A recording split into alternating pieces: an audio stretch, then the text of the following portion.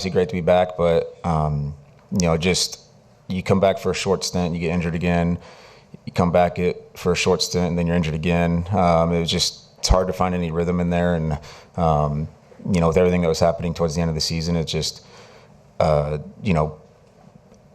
big part of baseball is just having rhythm, especially in the batter's box. Your mechanics can be whatever you want them to be, but if you don't have the rhythm in the batter's box, sometimes it's tough to compete. And, so for me, it's still trying to find that rhythm. Okay, we're going to go far right. The game 2, you nailed the play in the bottom ninth, and that's not that easy play. Like, postseason has a different atmosphere, and how hard is it to stay calm and focus on the games? It's really hard. Your heart's racing, especially in that atmosphere. We've talked about it a bunch among the guys, and you hear all throughout baseball that Philly in the postseason is one of the best environments that there is, and not a lot of us had ever been in a postseason series in Philly, and experiencing it firsthand, I can agree it is one of the best environments. And so in that moment, it's tough to kind of keep your heart rate low. And, thankfully we have a whole group of guys out there on the field that have just tons of experience. And, I was talking about it this morning, just for us to discuss that bunt play, you have, 3-4 guys in the infield, all 10 plus years. It was kind of just like, all right, guys, let's just take a breath. This is a big moment, but let's take a breath. Let's not let it get out of hand. Here's what we need to do. You talk about it. And it was kind of like, all right, we're just going to roll through it like, obviously it's not a spring training play, but we're just going to roll through it like we're running a drill. And there's a lot of things that can go wrong, but, thankfully for us, we were able to keep things kind of slow and we executed it. Okay, we're going to go with Kevin. Hey, Max, thanks again for your time. You kind of suggested it a couple of times talking about the up and down seasons, regular seasons, but the last 10 or so regular seasons have all ended here with you guys in the playoffs, and you start to play really well in the playoffs. Is it almost like this is an extension of the regular season, and this is where you guys start focusing? Because it kind of looks that way. I don't know if that's the case. Obviously, every year in spring training, every team's going to show up with, a big speech about our goal this year is to win the World Series, blah, blah, blah.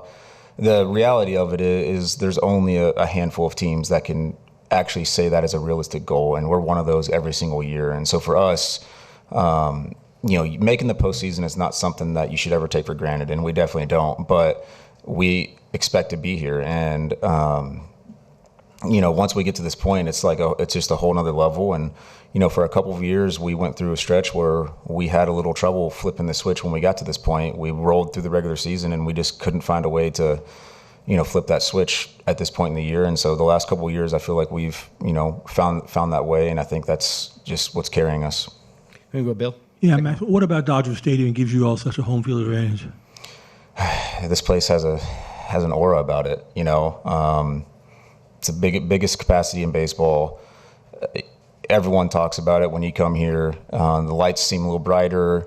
The music seems a little louder, and that might actually be because it is a little bit louder. But and that's part of the perks of being at Dodger Stadium is we have that sound system, right? And it sounds silly to say something like a sound system can be an advantage, but it really is when those speakers in center field are cranking and the crowd is going absolutely nuts, and you feel the field shaking beneath your feet.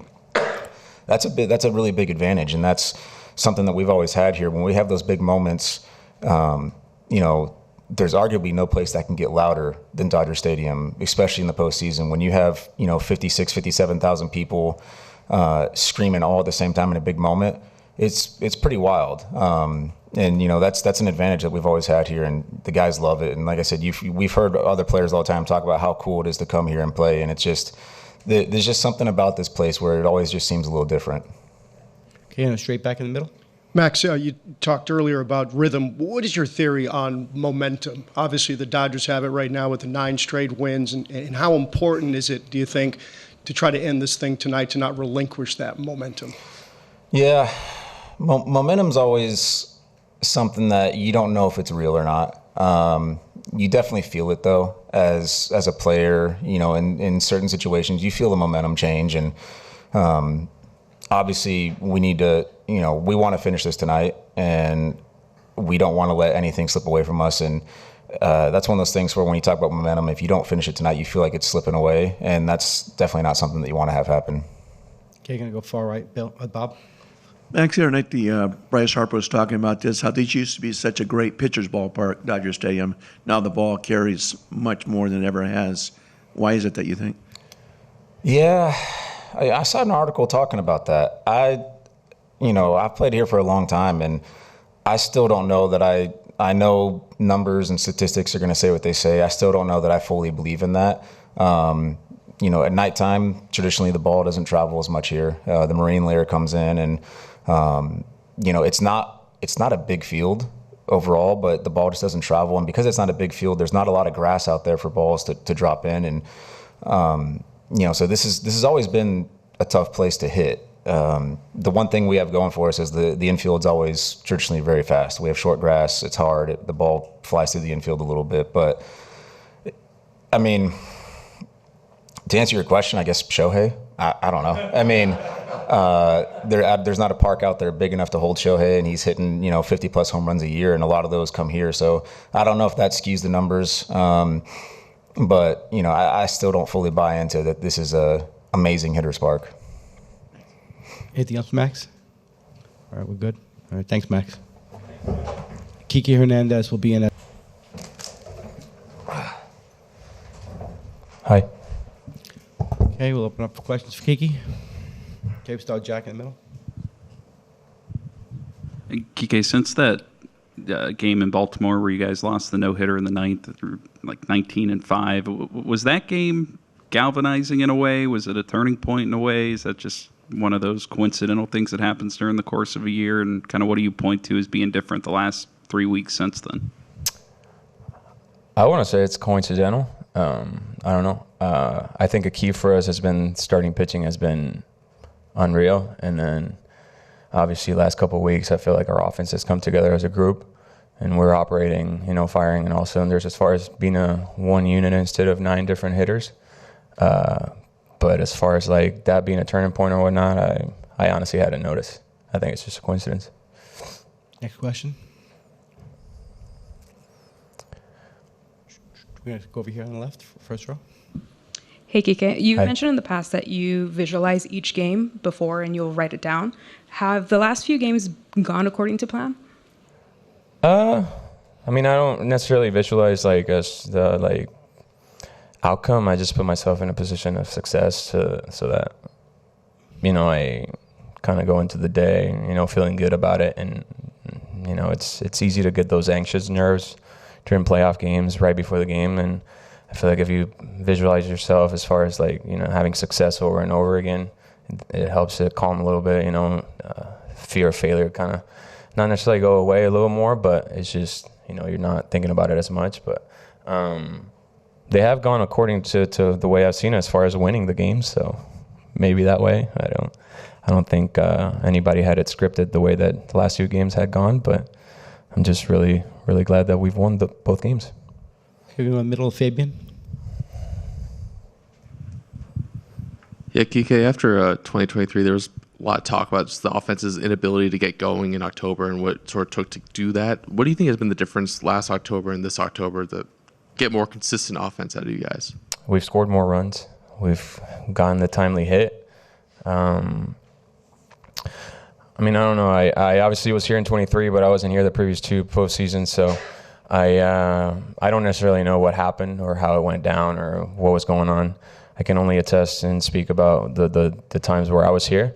23, the bye week happened, and then we got off to a rough game 1, and then it felt like we weren't able to regain momentum as far as punching back because of that awkward day off after game 1 like we had this year. But last year it was just a matter of not looking back and just living in the moment and taking it one pitch at a time. And I feel like last year we started going really well after game 4 of the NLDS, and then this year we had to play through the finish line, and I think that might have been something that helped us out. And then we got to play the wildcard round, which Cincinnati Reds, if you look at it in a best of 3 series, we could have run into a buzzsaw as far as facing Hunter Green, Lodolo, and Abbott, and of course we only faced one of those guys. But if it didn't allow us to to check out or relax or anything. We had to stay locked in, and we were able to take care of them in 2 games, and we had success as a group, as an offense, and then we didn't get too many days off going into Philly, and that's a really good team on that other side, and it was just a matter of staying patient and understanding that who we are and knowing that it's just a matter of time, and that's kind of how it went. You're going to go there on the left. Hola, Kike. Hace 25 años que un equipo no repite como campeón. ¿Por qué crees que hoy en día sea tan complicado hacer el back-to-back y qué representa para ustedes esa posibilidad? Mira, la realidad es que no sé por qué, no sé por qué es tan difícil, pero a la misma vez sí lo sé. El béisbol es el deporte más competitivo en cuestión de cualquier cosa puede pasar en cualquier día. El peor equipo en las grandes ligas le puede ganar al mejor equipo y puede, en esa noche en particular, pueden parecer como que el peor equipo de las grandes ligas es el mejor equipo de las grandes ligas. Y yo creo que eso es bien difícil en cualquier otro deporte. En cualquier otro deporte el mejor equipo en papel siempre va a ganar, y en el béisbol no es así. El béisbol puede pasar cualquier cosa, y yo entiendo que esa es una de las razones claves por la cual no se ha repetido, además de que es sumamente difícil repetir, porque cuando uno juega 162 juegos y uno queda campeón, uno juega un mes, más de un mes adicional a los 162 juegos, y cuando uno le añade un mes más al cuerpo, y estás hablando de 26 jugadores, es bien difícil para un equipo mantenerse saludable como equipo, como grupo, al otro año. Y yo entiendo que eso puede ser una de las razones por la cual no se ha visto un equipo que repite, porque los grupos cambian, los equipos no se mantienen saludables, cualquier cosa puede pasar, pero yo diría que es por eso, y en cuestión de dónde estamos, nosotros entendemos lo que tenemos al frente de nosotros, pero a la misma vez uno no puede pensar en el año pasado, porque el año pasado ya pasó hace mucho tiempo y uno está pensando en este año. Nosotros no estamos tratando de repetir, nosotros estamos tratando de ganar, simplemente de ganar, porque la realidad es que el año pasado ya pasó y eso ya está pago. Nosotros lo único que podemos controlar es lo que está pasando ahora, este año, y nosotros estamos tratando de ganar este año, y si ganamos este año, pues da la casualidad que estamos repitiendo. Okay, can we go back to Jack in the middle? When you talk about the offense being one unit as opposed to 9 guys, like how does that kind of show itself during these games? I think it's doing the little things, whether it's advancing a runner or working a pitch count. Something as simple as working a pitch count when the guy ahead of you got out quick, got out early. That is a team at bat, and when you're taking team at bats for 9 guys, good results tend to happen. Even when things are not going right, you're playing the game the right way, and when you're taking team at bats and you're playing the game the right way, the game tends to reward you. That doesn't always work that way, but that's what it seems like it's doing for us right now.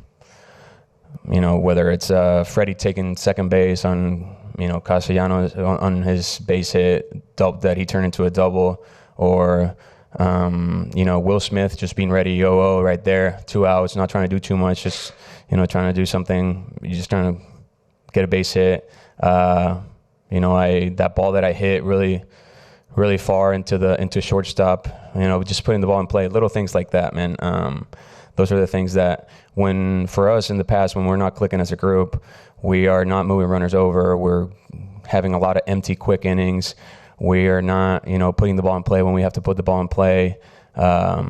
Just little things like that are the ones that can bury an offense. And right now, that's what we're kind of focusing on, is just, taking one pitch at a time, take what the game gives you, and, just doing everything to add a point to the scoreboard. You're going to go far right against the wall. Is there someone on the team who can set the tone in terms of being calm and patient and not pressing and sticking to the approach? Like one individual in particular? Yeah, I mean, when you say hitting's contagious, when that patience also becomes contagious, is there someone in this lineup who sets the tone for you guys? It's nice when Shohei hits a homer to lead off the game, but I think it's an advantage to have such a veteran group as far as the position player wise. We're pretty salty when it comes to our position players, except for Pajes, and I think that's just kind of like, you watch the game and you pay attention, and it comes with experience, and then if we're not doing it, then we got 9 guys that can use their voice, and it only takes one guy to realize it, and whoever it is that day, You know, when our teammates talk, we listen. We respect each other highly, and you know, we played in a lot of big games together. So we rely on each other big time during any point of the game. So I think whoever realizes it at the moment is the one guy, but it doesn't necessarily be one particular guy. There you go, Kristen. Kike, earlier Max was asked just about momentum and whether it's a real thing or not. How important is it just to kind of ride that wave or that feeling as you all are coming together so well right now, especially when it comes to looking to close out this series tonight? I think it's big. I think for us, obviously, it's way better to be up 2-0 than be down 0-2 or be tied 1-1. We also understand that what we have in front of us, as far as like the team on the other side, that's a team that, you know, every pitch tonight they're playing like there's no tomorrow, because there's literally no tomorrow for them. So for us, it's about coming out the same way. That's a team that we don't want to let get hot. That team can, you know, get hot and run through a month like it's like before you know it. So for us, it's just about a matter of, you know, setting the tone early, you know, trying to punch first and try to keep adding on to where, you know, we bury them. But I think doesn't necessarily, with our starting pitching, it's hard to say we got the right guy on the mound, because you can say that about any of the guys. But I feel like, you know, with Yoshinobu on the mound, we feel really good about our chances. And it seems like a lot of times last 2 years when there's been a chance to clinch, it's been him on the mound. You know, San Diego, I think he did game 3 or game 4 against the Mets. But if we came back for I think if there was a game 7, it might have been him. And then last year, World Series, if we came back to game 6, it would have been him. And then, you know, first round wild card, it was him on the mound. So I feel like he's the right guy at the right time, and hopefully he can get some quick outs in the first inning, and then we can get up early and keep adding on. But like I feel like I sound repetitive, but we're going one pitch at a time, and you know, you never know in the playoffs which pitch is going to win you a game.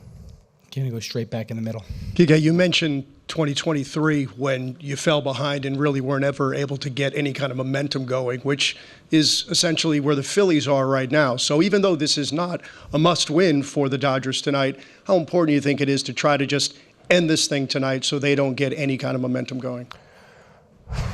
I mean, the quick answer is, it's just important as if we win, they go home, and then we move on to the next one. But the way my mentality is, the way our mentality is, every game in the playoffs is a must-win game. Whether it's game 1, game 2, game 3, doesn't matter which series you're playing. And every game is a must-win game, because, I mean, you're putting yourself in a hole if you don't win a game. But a team that dangerous, you don't want to give them any signs of life and any signs of hope. So, yeah, tonight's huge for both teams. Okay, thanks, Kike. Thank you, guys.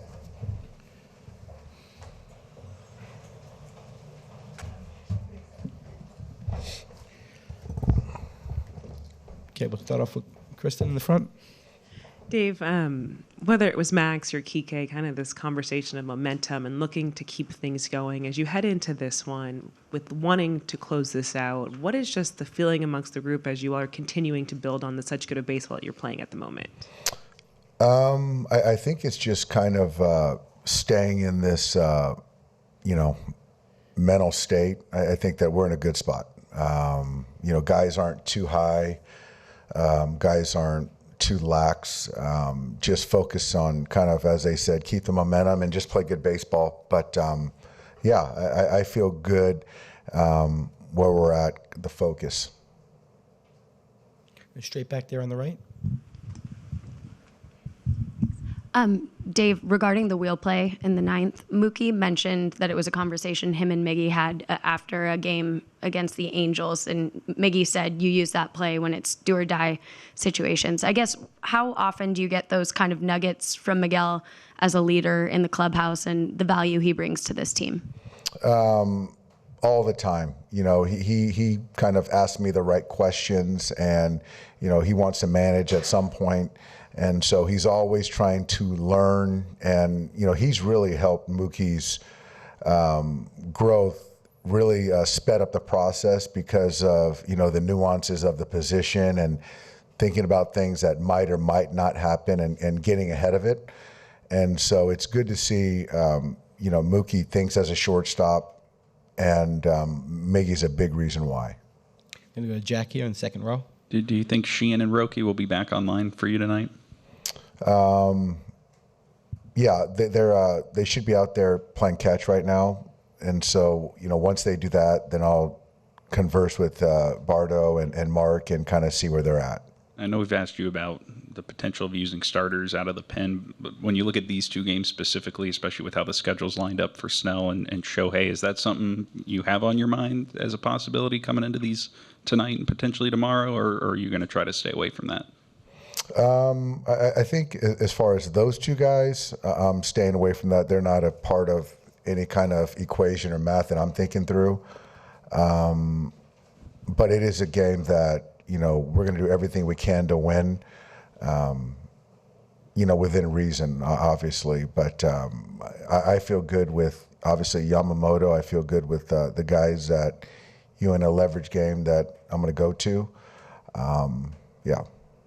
Okay, going to go with Fabian in the back. Yeah, Dave, you sort of kept Teo third and Freddie fourth. Is that just kind of anticipating that Suarez will get into this game later on? Yeah, I don't I don't mind Teo. I actually like Teo versus Nola. It's more curveball versus slider. Also, obviously, the thought of Ranger potentially coming into the game, taking a chunk of the game. I feel that, spacing some of those guys out kind of combats that, puts us in a good position to kind of go at, whether they deploy certain guys in the pen or go with Ranger. I feel kind of doing that, puts us in a good spot. And then is Will going to have any sort of limitation? What have you thought about the at-bats that he's had, especially considering the layoff that he had between facing sort of live pitchers? The at-bats have been fantastic. Especially considering the arms that he's had to face coming into both those games and the layoff. So, if I didn't feel he could finish the game and I wouldn't have started him. So I feel good. He's in a good spot. And I think the at-bat quality has been great. We go far left, Sonia. Dave, could you see Will being in the starting lineup kind of going forward, or do you need to see how he comes out of a full 9 innings first? That's the plan. But yeah, we got to see how it looks afterward. But that's the hope. That's why we sort of slow played it a little bit so we don't, regress and with his health. So that's the thought. But we'll know more after tonight.